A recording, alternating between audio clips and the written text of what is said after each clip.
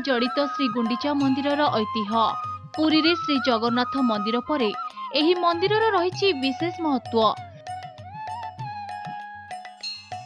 घोष यात्रा रे महाप्रभु बुली जाइथांती श्री गुंडीचा मंदिर। एही मंदिर रे महाप्रभु 7 दिन बिताइबा परे बाहुडी थांती श्रीमंदिर। तेबे एही मंदिर श्रीजीउଙ୍କ जन्मवेदी और आड़प मंडप बोली विवेचना करा जाए। एही जन्मवेदी रे महाप्रभुଙ୍କ विग्रह निर्मित होइथिला बोली कथित अछि।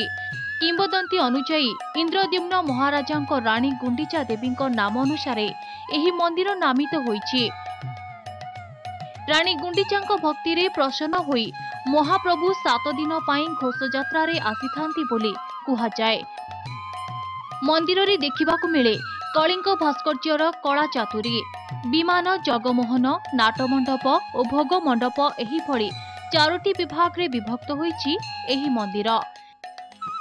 3टी द्वार थिबा एही मंदिरर उच्चता 75 फुट होइतिबा बेले लंब 430 फुट।